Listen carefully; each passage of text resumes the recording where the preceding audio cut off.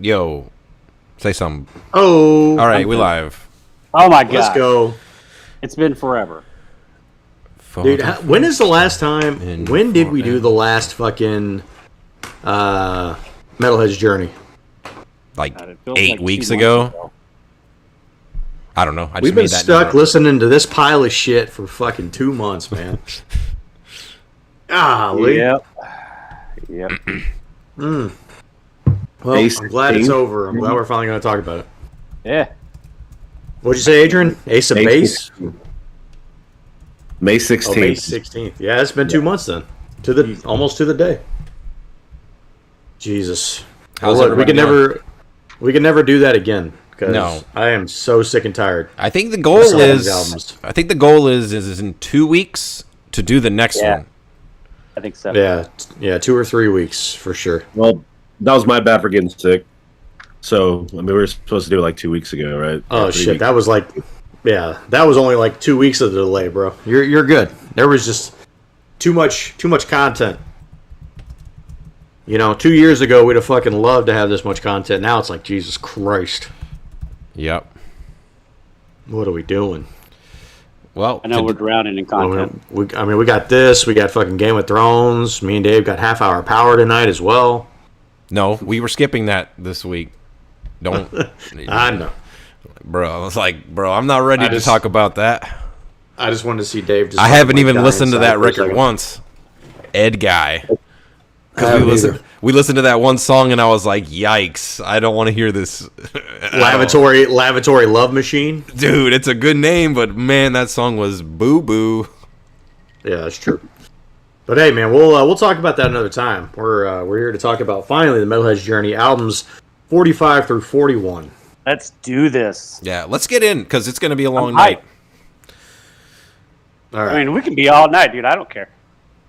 I mean, I feel like do. Dave is totally regretting signing up for Mondays. I mean, it is. Hey, man, it has welcome to my affected hell. me. Luckily, you didn't have to get up at 4:30. That was my hell. You know what was my hell? Listening to Venom. But we'll get to that. That was the best part of this journey. Oh, I can't wait. Adrian secretly loves that record. He got a Venom tattoo earlier today. Don't tell. Gonna be a big swerve. That would be the biggest of all swerves. He's gonna be like, guys, I can't lie. Here's my tattoo. I'm a Venom head. I'm a Venom head. I don't know if that's what they call themselves. I don't know either. I'm infected with Venom. No. Oh my god. All right, shut the fuck up. Let's do this. I don't care I if need you to get graduate up. from high school. Crackers.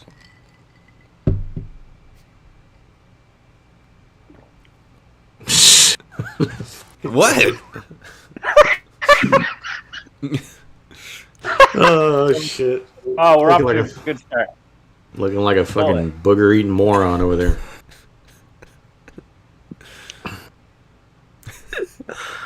Are y'all both off tomorrow? I am. I am. I'm not. Nice. Okay. I'm sorry. I'll go faster. All right, let's do it.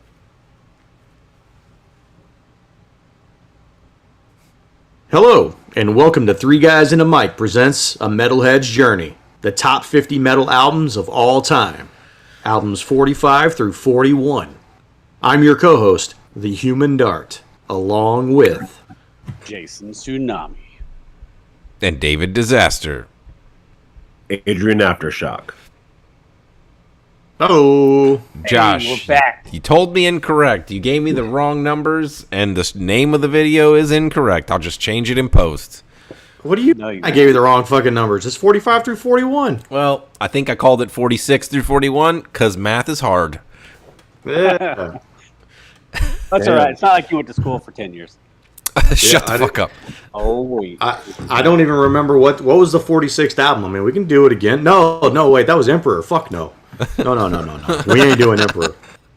No, That's that was old news, bro. It's a 47 because you can't hear a fucking thing that's going on. So Oh shit. Yeah. So The that album, was just eliminated. actually, I thought Emperor was the best one because I couldn't understand it. Ugh, God. Well, that's good because I'm looking forward to your single-digit score for Venom later. Yeah. Well, hey guys. Sorry, we've been gone for a long time here. We know we did the last Metalhead's Journey, the top 50, the first 5 albums. We did it like 2 months ago. We've had a ton of content. We've had COVID. We've had a lot of things going on, okay? But look, we're back. We're going to get caught up this week. We're going to do albums 45 through 41, and we are committed to moving this list along. So you should see us come back again in about 2 to 3 weeks with albums 40 through 36. So we'll talk about that more a little bit later. But tonight, we are here to talk about the next 5 albums on this list. And I would say just kind of general thoughts right off the top here. This was an interesting 5 albums. It's very interesting to me. Topic. Yeah, because this 5 is going to possess not only the highest score I've ever given an album, and high I mean like terrible, and the lowest score that I've ever given an album. And they're in the same 5, which is pretty interesting to me. But this 5 was like all over the place. Yeah, I think stylistically, and I haven't looked at each set of 5 like throughout the entire list, but I feel like this has got to be one of the most Eclectic ones, right? Yeah, eclectic set of albums. I mean, you have, you have like would you call At the Gates like death metal? A melodic death metal. Yeah, you have melodic death metal. You have technically the genre. Yeah, you have more like thrash death metal. And then you have progressive metal. Then you have whatever Venom is, and then you have Metallica. Right? Old school black metal, Dave. Yeah. Okay. That's what they're called. So yeah, I think these set of 5 were definitely very unique, which I think helps in some areas, and I think hurt it in some other areas too. But I'm looking forward to getting into them and kind of diving deeper into some of the albums. Adrian. Yeah. Adrian? Yeah, no, I'm sorry. I was actually looking up Venom because Jason goes, "Yeah, that's old school black metal." I'm like, "Is it?" I don't know. Well, Venom technically is old school Venom or old school black metal because they are the band credited with creating black metal. I see. So if it sounds like absolute shit, then it's just black metal regardless. Hey, Correct. dude, save that save that gold content for later. All right. All right. No, yeah, these albums definitely made me think differently about a band I thought I liked, and also it introduced a band to me that I think I'm going to be definitely into moving forward. Uh-oh. Yeah. Nice. Interesting. Nice. Fossil? Yeah, I'm going to echo a lot of what was said. This is a very diverse group. 2 of these bands I had heard of, but never listened to any of their music. 2 of the other bands I had never heard of, and it was an interesting journey. Like, I wouldn't say that really any of these were enough like the other to say that you could just kind of expand on it, but I don't know. It was really good to go through this, even though I really, again, not exactly my forte, but the fact that they were so different from one another made it so much easier to listen to for me. Well, I think we'll see later on that you, in fact, definitely don't like heavy metal. All right, so hey, let's just jump right in here. So we have the 45th album on the list. It's by a band called At the Gates. The name of the record is Slaughter of the Soul, and this is representing the death metal genre. So At the Gates is a Swedish death metal band from Gothenburg. They formed in 1990. The band actually disbanded in 1996 after the release of 4 albums. They reformed in 2011 and have since released 3 albums, including their newest album, The Nightmare of Being, which was released in 2021. It was really hard to find any album sales info for them. There wasn't much out there for it. Slaughter of the Soul is their 4th album and was released in November of 1995. This album is considered a landmark in melodic death metal. It was nominated for a Swiss Grammy. It lost, but the band did win later for their comeback album, At War with Reality. All right, so what we do like to do here is we like to give an official rating on these albums, and we came up with our own version of a rating system a little while back called the Shitometer. Okay, and this is our own proprietary rating system. Name of the game here is you want the lowest score possible. So when we rate these, you want to be a 0. Okay, anything above a 50, so 50 and worse towards 100, is varying levels of shit. Anything below a 50, we would recommend. Correct. So I'll go first on my Shitometer score here. I thought, I think you're going to hear some references to this band maybe being a little one note and maybe sounding pretty similar across the board on their songs. But, I think it's okay to do that whenever a band does it really well. I'm giving this album a 34. I enjoyed it. Cool. Let me jump in there. All right. This is death metal's my favorite type of metal, and even more so melodic death metal. This gets, there's some things about this album I don't like that we'll get into, I suppose. I gave it a 33. But overall, I thought it was really, really good. 33. All right. I'll jump in here. I did not care for this record too much. I think more so than anyone here. When I was listening to this record, I would put it on, and maybe like after like 3 or 4 tracks, I was pretty much done with it. Like, the tracks were fine, they were good, but all the songs sounded very, very similar in tempo and structure for me, and I was just kind of over it. So I came in at a 44 on this record. Dave, dang, you're smart. Okay, so I'm basically in the same boat as Dave, but I didn't have problems with this album. I thought the album, as far as the riffs and the sound was fine, the quality was fine. The issue is most of the songs sound the same. And that, look, if that doesn't bother you, then it doesn't bother you. But like, I just needed something a little bit different from song to song. Would have been better for me. I ended up at a 43. All right. So Josh, can you explain what our Shitometer score is for those tuning in for the first time, maybe? You already did. Did you? Yeah, I did that. Oh, yeah, okay. Yeah, I did that. I apologize. That's my fault. Fucking Dave was zonked out over here when I was doing that. I was in the middle of like copy and pasting something. No. My whole script for the night, because I say the same stuff. So that puts us at a 38.5 on the average Shitometer score, and something that Josh and I have done for the this is what I was copying over, Josh. Something that Josh and I have done for the half hour of power is try to translate that into what a lot of people follow, which is like tier scores. So, S, A, B, C, D, F, or whatever. So a 38.5, if you're thinking of it in terms of a tier score, that would be like a B tier album. So a low B. So that's where we ended up. I think that's fair. As soon as I turned this album on like 2 months ago, instantly I liked it. Like melodic death metal, I don't think about it, I guess, in terms of like that's really my jam, but I really like the production of the album. The riffs on this album are really, really good. And the vocals are good too, man. I like this particular style of vocals. I know it's not like Chuck Schuldiner style, which are a little different. I guess more like death metal. I don't know if that's a different style or subgenre of death metal, but I particularly like the vocals on this. But I think the thing I like most about the album is just that like this album knows what it is, and it fucking does it in 35 minutes. It's like, here you go, bing bang boom, 3-minute songs. I want to peel your face off, and then we're gonna go on to the next one. So I disagree with one thing.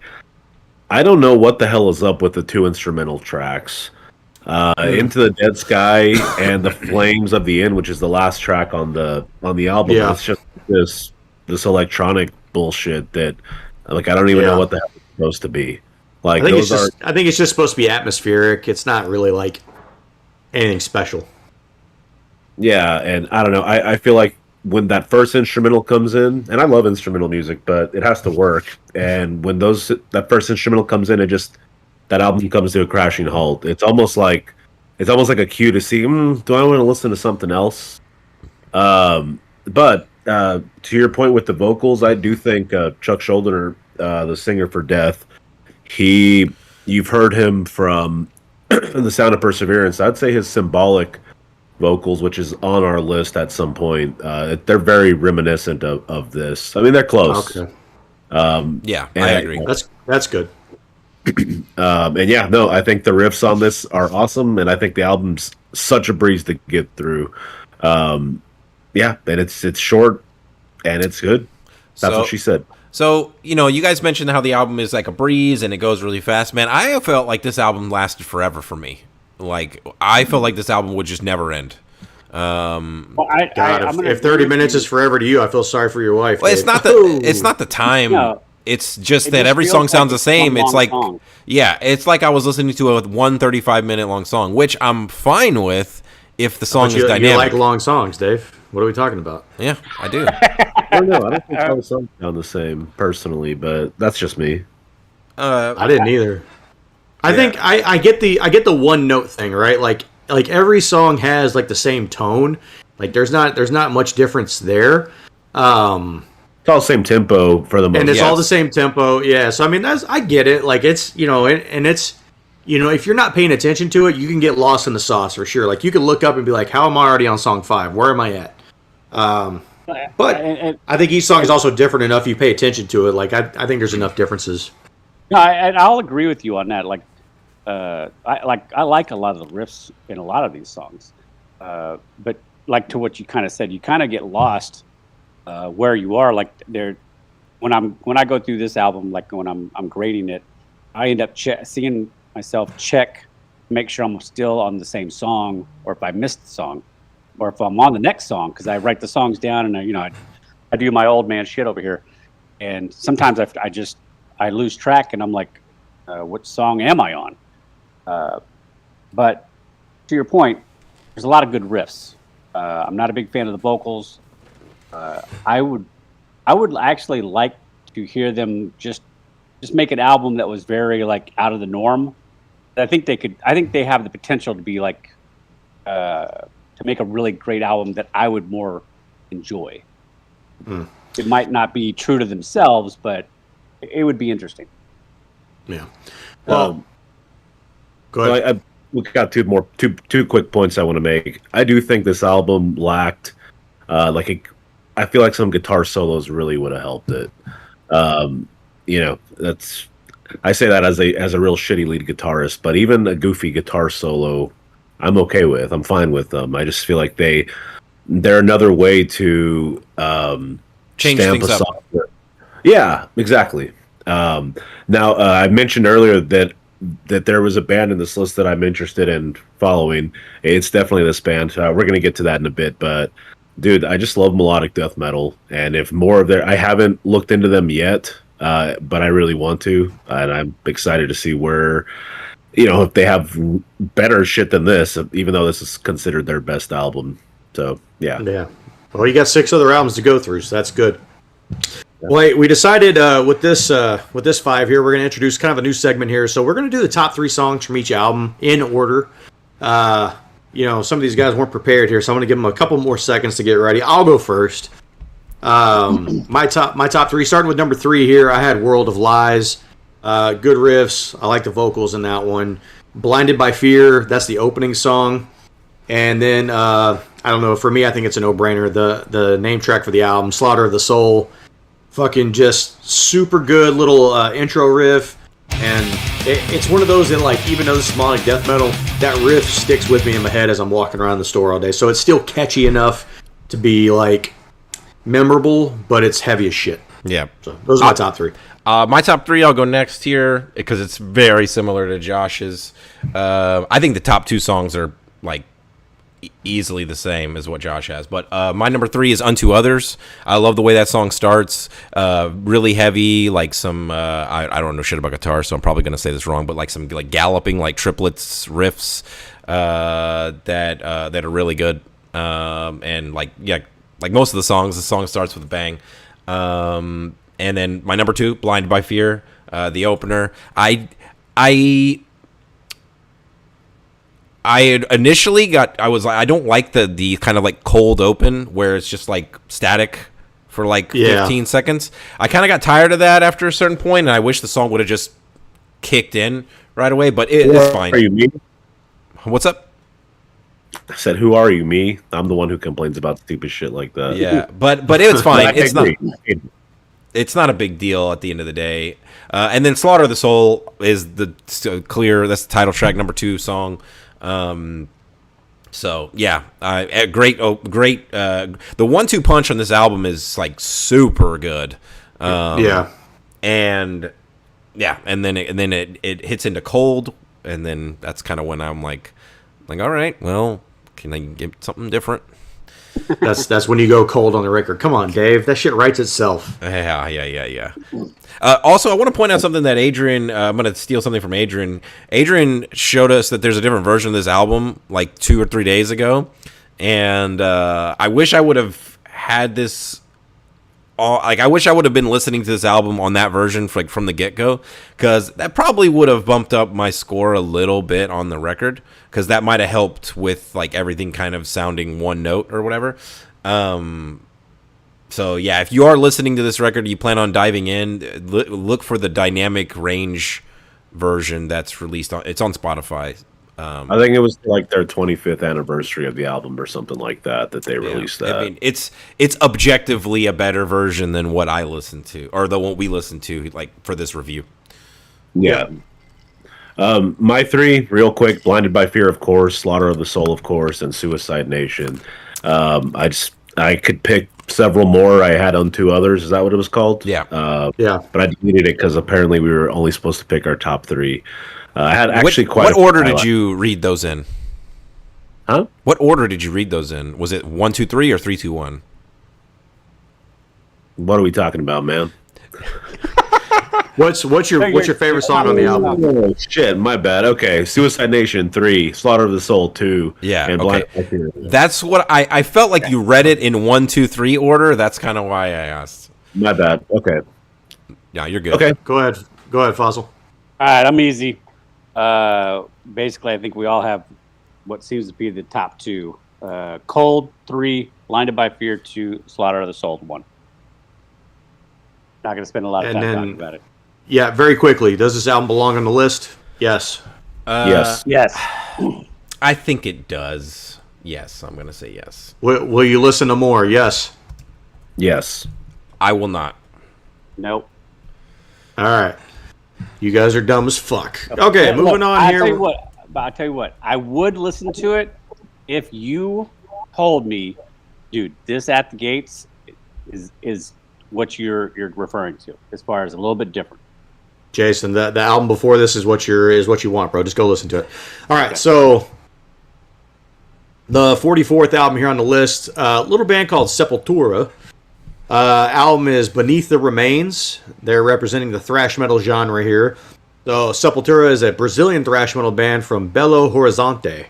They were founded in 1984 by brothers Max and Igor Cavalera. They've had many lineup changes through the years. The current version of the band has no original members, including the Cavalera brothers. Yeah. They have released 15 studio albums, including their latest release, Quadra, which was released in 2020. They've sold over 20 million records worldwide. Beneath the Remains is their 3rd album and was released in April of 1989. The album had improved production and songwriting compared to their previous offerings. In time, the album became revered as one of the best albums in thrash history. The lineup on the album consisted of Max Cavalera on vocals and rhythm guitar, Igor Cavalera on drums, Paolo Jr. on bass, credited but didn't actually play on the album, and Andreas Kisser, he played bass and lead guitar. And then they added like a separate person that was on here, fucking Watto. Is that the name of the little flying guy from Star Wars? Oh, Andy! Because it sounds like the vocalist on there. Yeah, they added him as a guest vocalist as well. You're stupid. Yeah, who wants to give their shitometer first? I'll go first because I feel like I might have one of the better scores. So I'll just start us off strong. I very much enjoyed this record. I dare I say I love this record. I'm coming in strong with a 21. Woof. Jeez Louise. All right, I'll go next. Sepultura has been around for a long time. I never liked them when I was in high school. And you still don't like them now.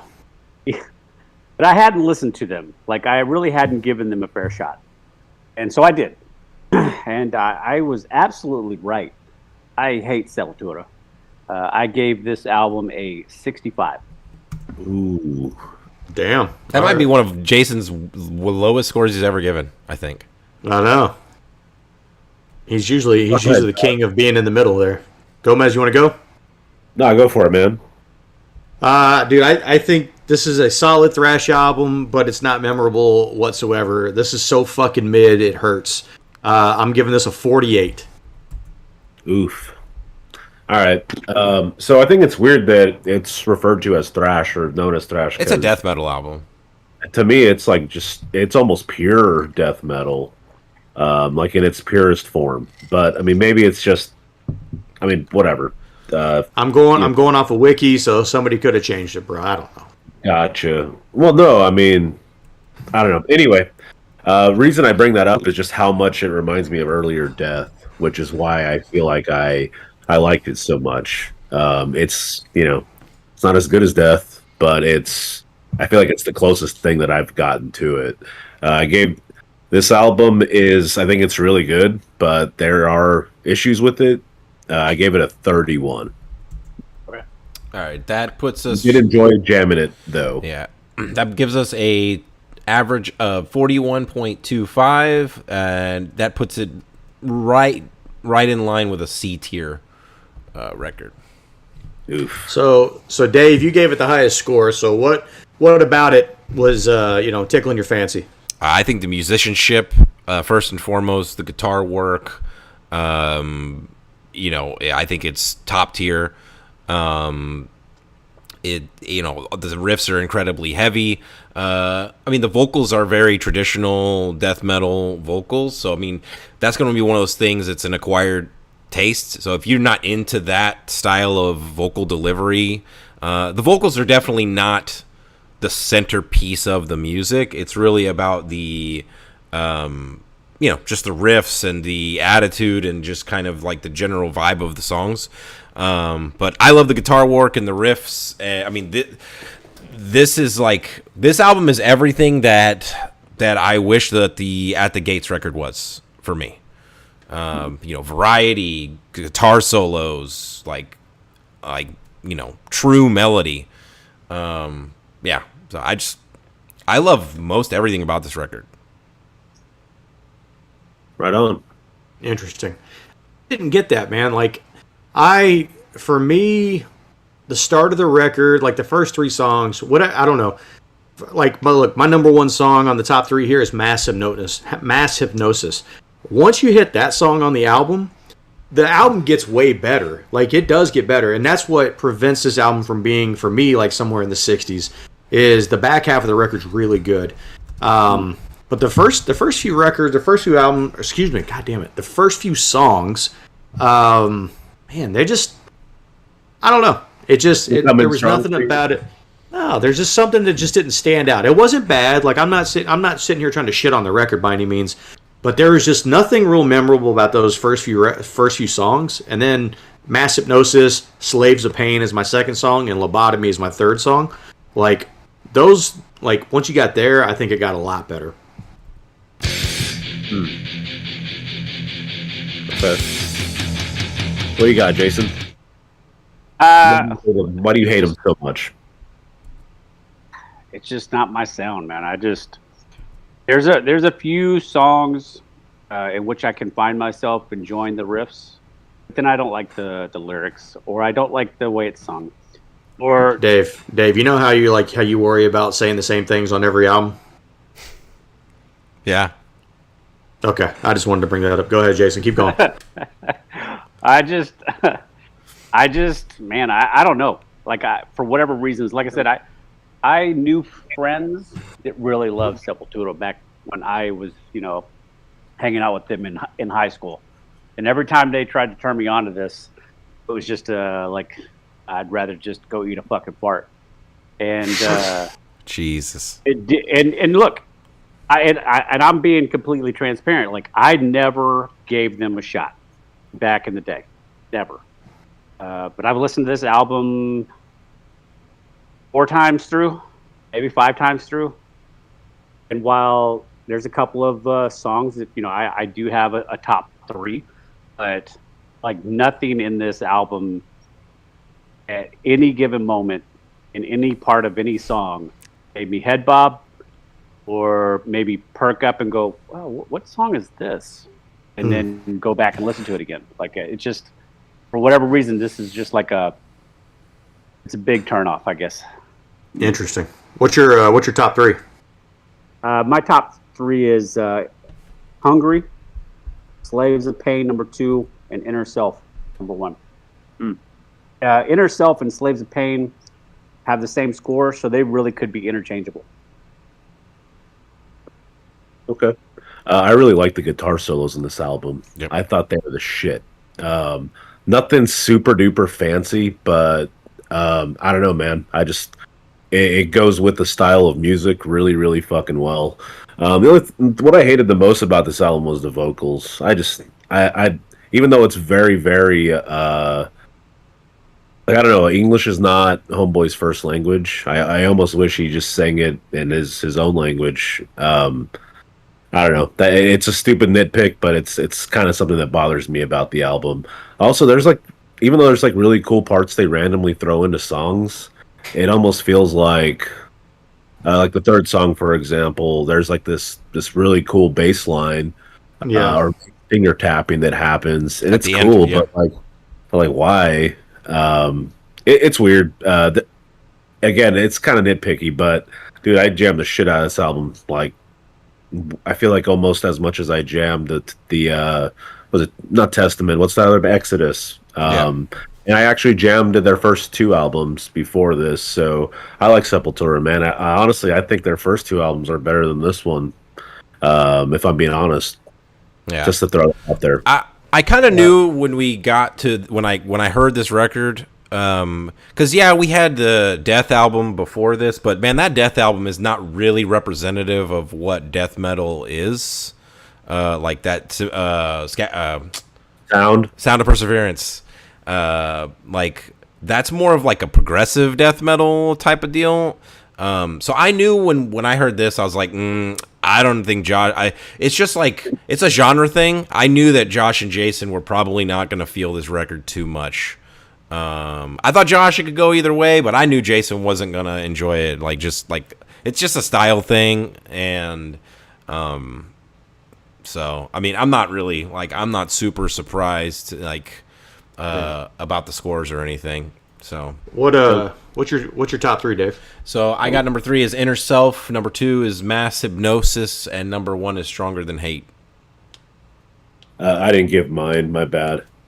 So I have Slaves of Pain Beneath the Remains is number 3, Slaves of Pain is number 2, and Mass Hypnosis is number 1. Oh shit! There you go, Gomez. We're almost together. I think Slaves of Pain made everybody's top 3. It was number 4 for me. Oh, okay. There was one other thing. So I say this is death metal. I mean, whatever, but melodic death metal is my preference. So this album is going to be very reminiscent. This Beneath the Remains of a death album called Human that's also on our list. However, I think that's what this album is lacking in, is it's just death metal. There's not really melodic. Whereas with Human, which is the death album I'm talking about, it's almost like it's very similar, but it's like you fused these albums we just spoke about. What's the At the Gates album called? Slaughter of the Soul. Yeah. Slaughter of the Souls. Yeah. Those two combined into an album with face melting guitar solos. That's what Human will be. That's what you have, Human. But anyway, we'll get there. Yeah. So quick 2 questions here. Does this album belong on the list? I'd say no. I feel like, I mean, it's gonna be yes for me. I'm gonna say yes, because it's as pure as death metal gets. And would you listen to more? No. Yes, nope. For me. Yes, already have. All right. Josh, take us to the next one. All right, so Next album here from a little band called Dream Theater. This album is called Images and Words, and this is representing the progressive metal genre. So, Dream Theater is an American prog metal band formed in Boston in 1985. I didn't realize the band was that old. The band was formed by John Petrucci, John Myung, I don't know, and Mike Portnoy, who were all students at the Berklee School of Music in Boston. They have released 15 studio albums, including their latest album, A View from the Top of the World, which was released in October of 2021. The album produced their first Grammy out of 3 total nominations. They've sold over 12 million records worldwide and are considered to be in the big 3 of prog metal bands, with Queensryche and Fate's Warning. Images and Words is their second album and was released in July of 1992 and peaked at number 61 on the Billboard charts. This is the band's most commercially successful album. This is the first album to feature James Labrie on vocals. The rest of the lineup consisted of Mike Portnoy on drums, John Myung on bass, John Petrucci on guitar, Kevin Moore on keyboards. The album featured 2 singles, Another Day and the band's only top 10 hit ever, Pull Me Under. So, Jason, go first. All right. Dream Theater. I've heard of Dream Theater. Never listened to them.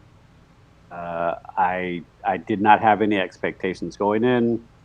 And while I absolutely respect the skill and ability, it wasn't all that. I was left disappointed. What's your score? My score is a 44. All right. Go ahead, Adrian. So I'm aware of this album. Obviously, I've heard "Pull Me Under." I wouldn't say a million times, but many, many times. The first time I listened to this album all the way through, I was very, very impressed. But the more I listened to it, or the more I tried to, the more I realized. Anyway, I gave it a 45. Interesting. Go ahead, Dave. Yeah. So I'm reading the room here. I kind of feel like this is where we're at. So I'll just keep it simple here. I've liked Dream Theater ever since about 2002. So I've been listening to Dream Theater for like the last 20 years. I've seen them live in concert. I love this band. I don't think the banner, Dave. I don't think that this album is their best record. I wouldn't even put this album in their top 3. But I still like this album. I think it's a very, very good album. I came in at a 26. Historically, I am not a progressive metal guy. Like I'm a moron. I like simple 4/4 rhythms and things like that. So, Dream Theater has never really been a band that excited me. Admittedly, I've heard only a couple of songs, and so this is the first time I've really listened to an entire album. And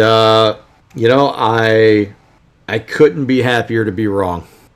This album fucking rules. This shit is so fucking good. Every song on this album is a fucking highlight.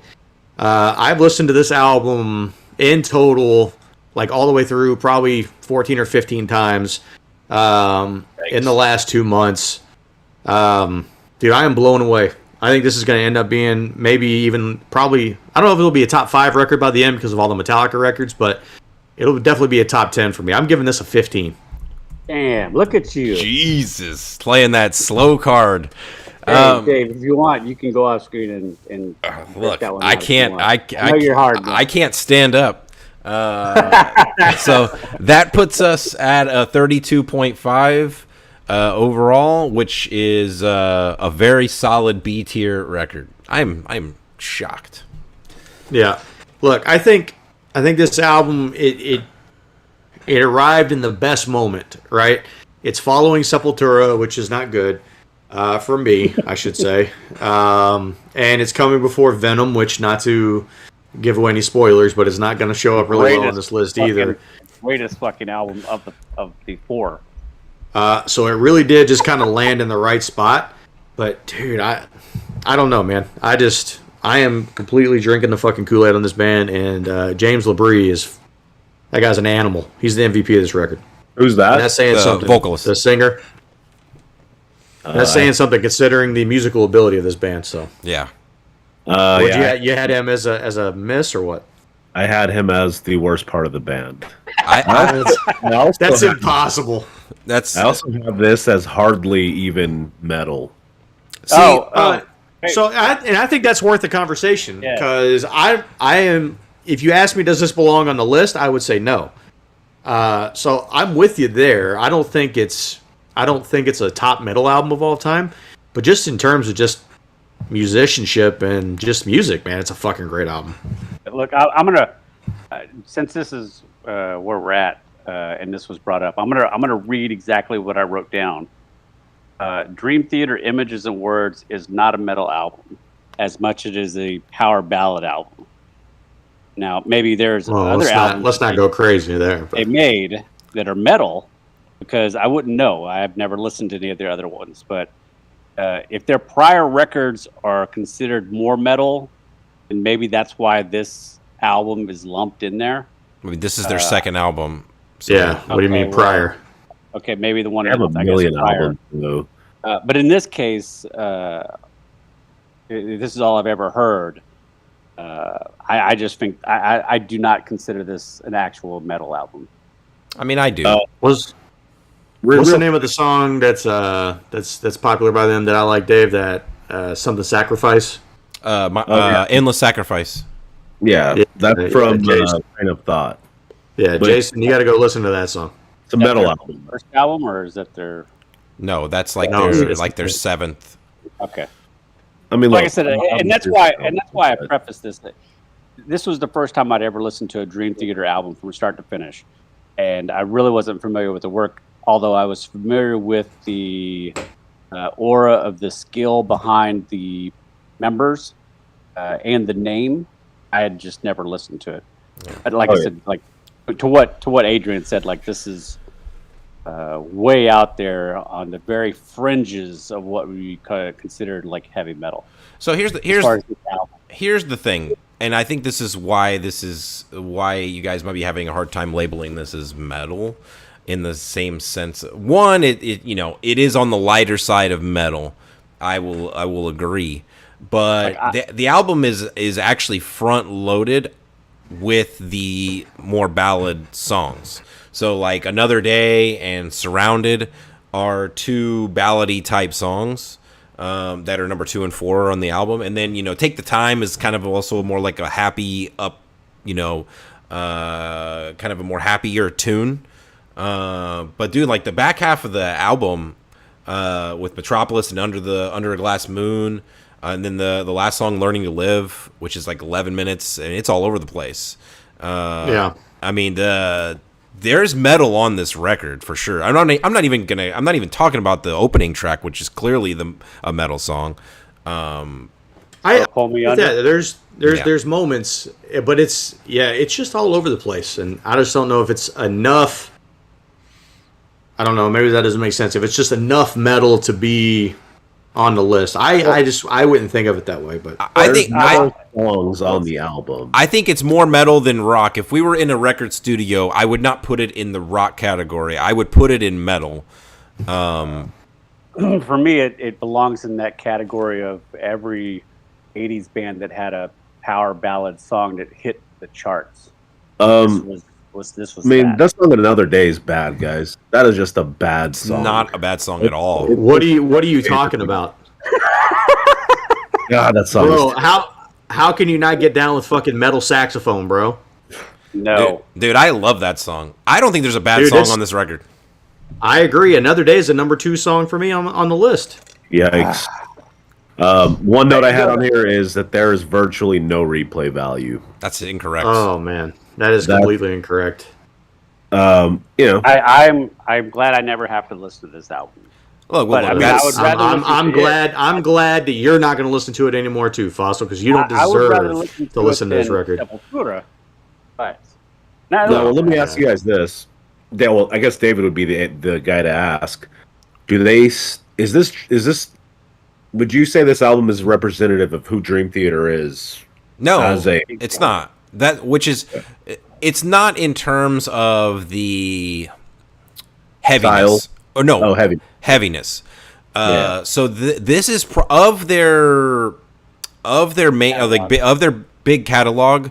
This is probably on the least heavier side of the spectrum. Is there another Dream Theater album on this list? There's not. No. So, I mean, you have to remember that this list, a lot of people put this album on the list, not just because of one reason, right? Not just because, we think this is the best Dream Theater album. It's, influence, it's, sales, it's, people point to this record because this is their breakthrough record. Yeah. And, I even said it when I gave my score. I wouldn't even think this record is in their top 3, and I still gave it a 26. Like, I think this is probably like their 5th or 6th best record, personally. I think they easily have 3 or 4 records that just trump this without a doubt. Dave, what's your top 3 here? So Pull Me Under, number 3, number 2, Under a Glass Moon, and number 1 is Metropolis Part 1. That's Cool. Yeah, I'll go next. It's funny because Dave said that, when I was saying how it didn't feel very metal, he started naming a few of the songs that he felt were metal, and they all made my top 3. Number 3, Under a Glass Moon. 2, Take the Time. And number 1, Pull Me Under. All right, I'll go. Number 3, Pull Me Under. Number 2, Learning to Live. And number 1, Metropolis Part 1. It's a good Nice. song.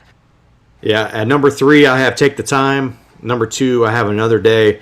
And then number 1, I cheated. I put 2 songs together, even though I'm not a huge fan of long songs. But I'm taking Wait to Sleep along with Learning to Live.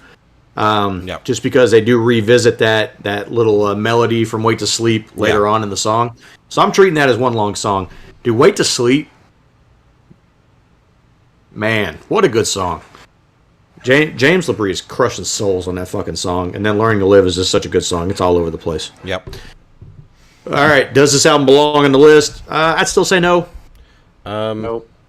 I would say no because I wish there were a different Dream Theater song as representation. I'm going with no. And I kind of already know where. Okay, what will you listen to more? Yes. I mean, I do. I actively do, so I just have to say yes. All right. Where's Jason? He said Not no. unless I have to. Oh. All right, Josh. Well, speaking about bands we don't have to listen to anymore, here we go, man. Yeah. Let's get this shit over and done with. This has to be the funniest album we have to cover. Hey, let me tell you, Venom's claim to fame is they're the band that took Metallica on tour for the first time, and that's all they've ever done. Pretty smart. All right, here we go. We got Venom with the album "Welcome to Hell." So accurate. Indeed.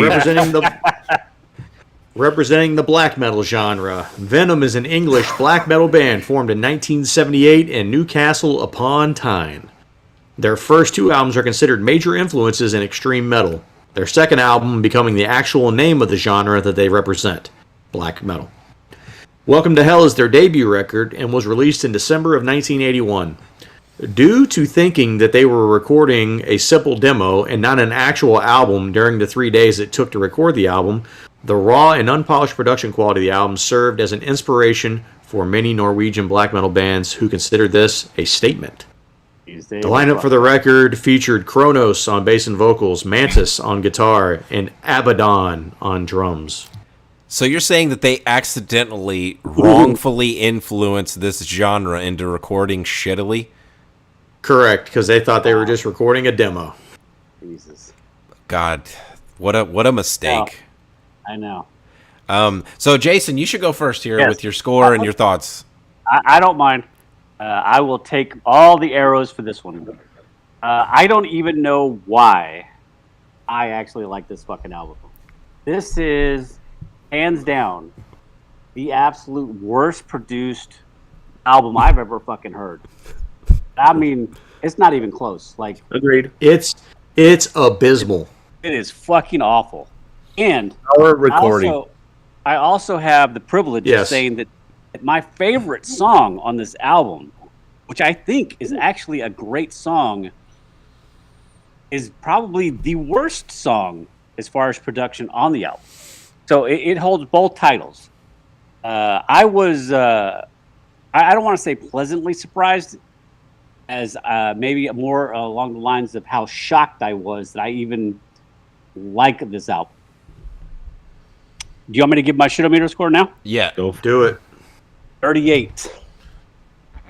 Dear God, that's impossible. I'm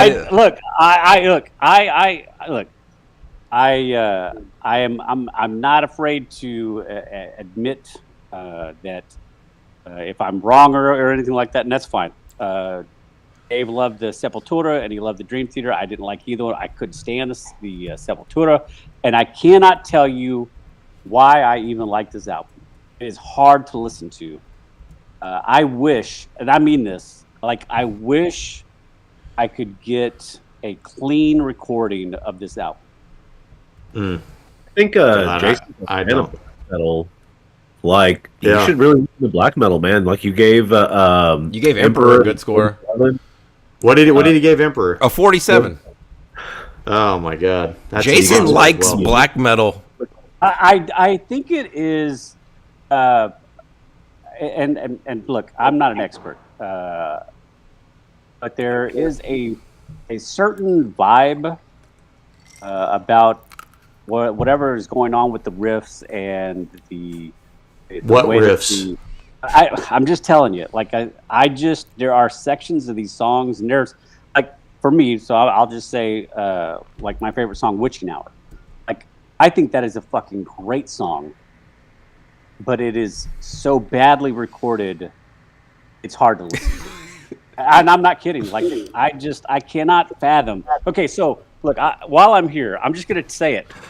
It sounds as though they put a microphone inside of a cardboard box. We've spent too much time on this record already. Yep.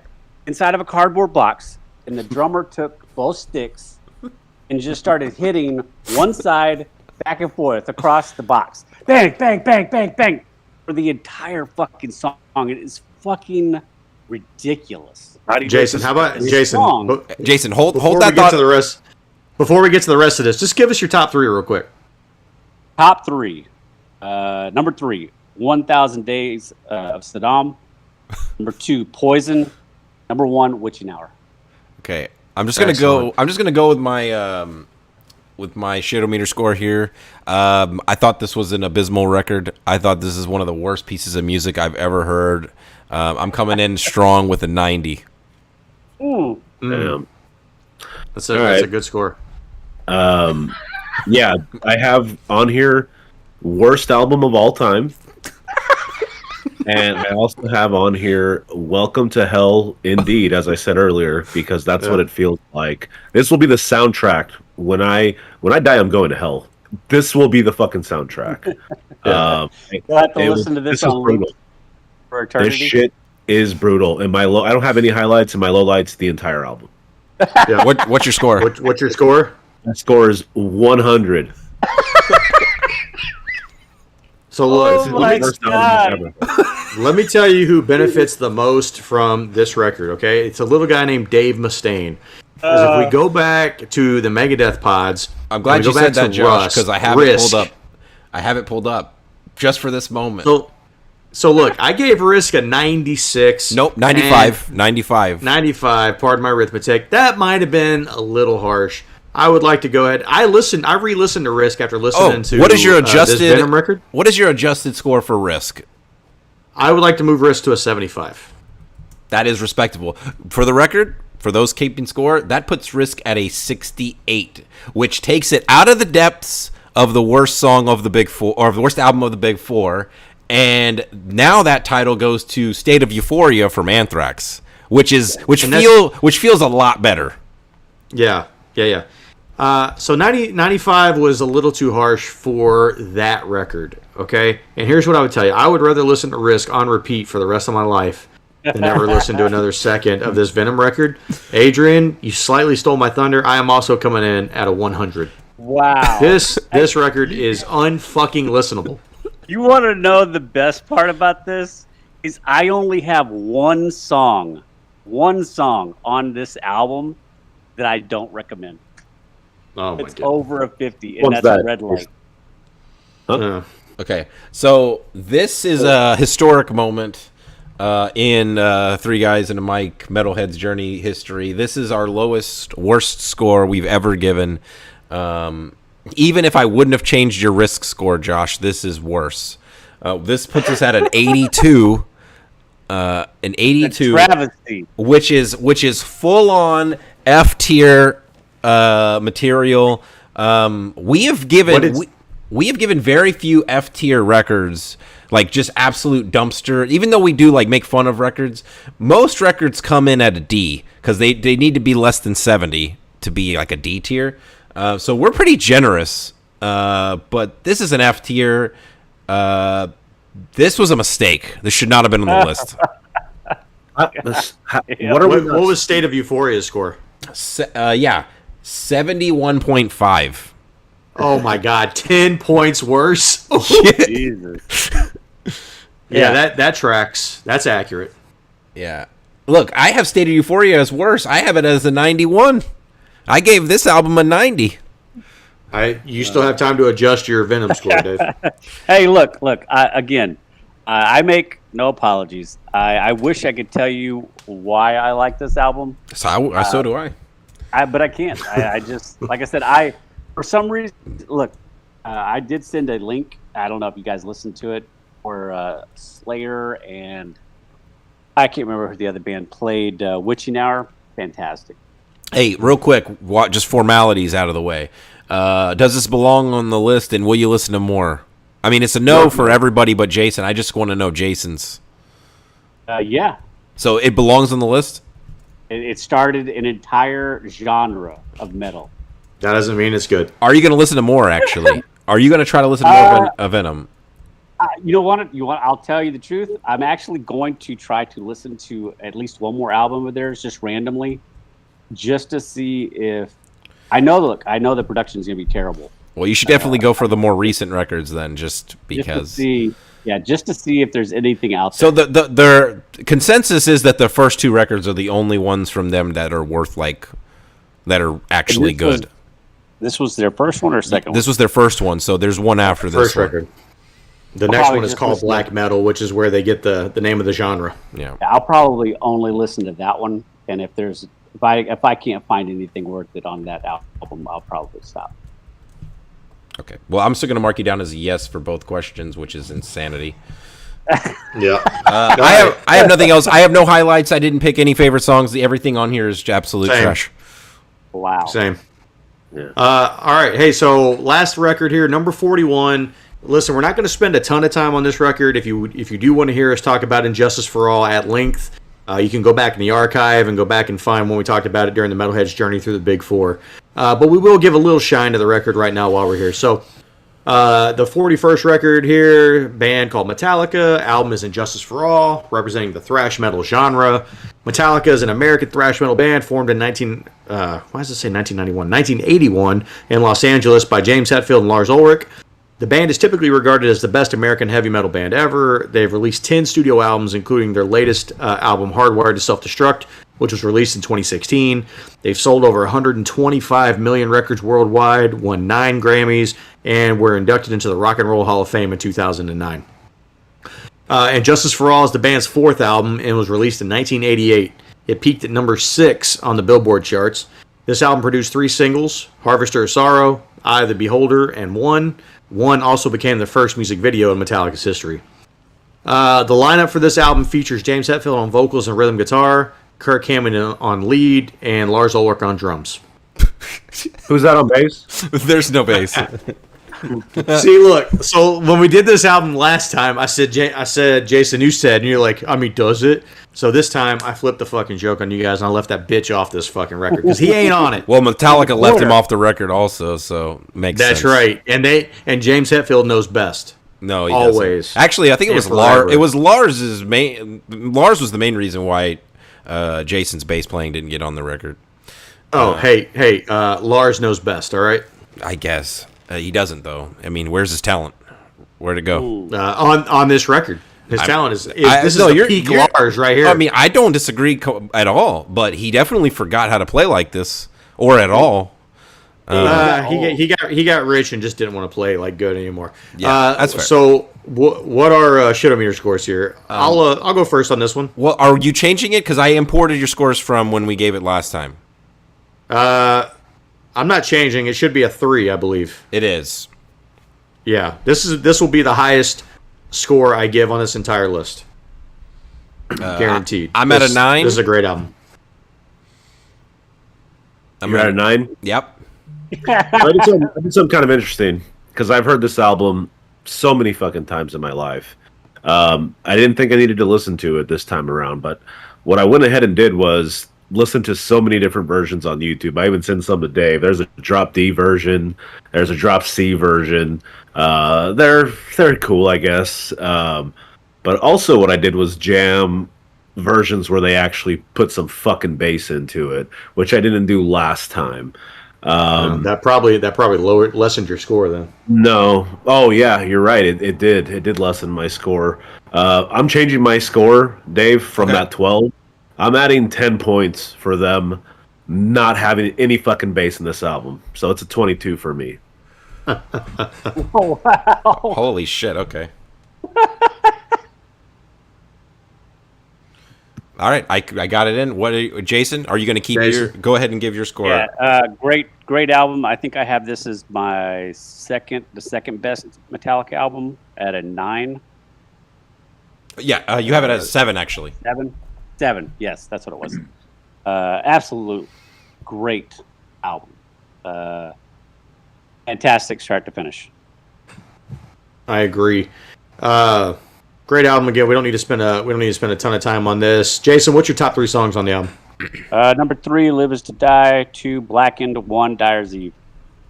Well, real quick, point of order. That puts our overall score to 10.25, and Adrian knocked this out of S tier. It is now an A tier record. Wow, Adrian. It is fallen short. Look, I get it. This isn't going to be the number 1 album on the list, so it's okay. So Dave, what do you got? I got And Justice for All, number 3, number 2, Black, and number 1. I'll go here. So I got Shortest Straws number 3, 1 is number 2, and Blackened is number 1. Nice. I got Justice at 3, 1 at number 2, and I got Harvester of Sorrow at number 1. I love that song, man. It's a good fucking song. So for the record, I love so many of these songs. Like, I mean, it's hard to pick, right? But I just wanted to highlight. I feel like Shortest Straw is so underrated. It's a good song. So that's on my list. It's a fantastic song. I don't think it's a bad choice. So yeah. All right. Well, hey. So that's that 5. So we made it through there. Sorry it took us 2 months to get there. So coming up here in just a few weeks, we're going to move this list along, and we're going to get to the 40 through 36. So if you do want to follow along here, the next couple albums, you have Halloween, Keeper of the Seven Keys, Part 1. We've got Mastodon with Leviathan. We've got King Diamond with...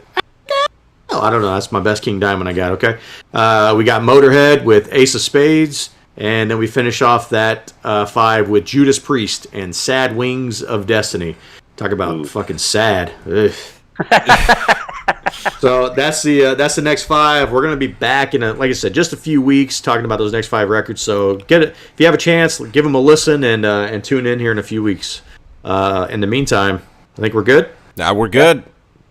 All right. Live long and prosper. Take it easy, everybody. Later.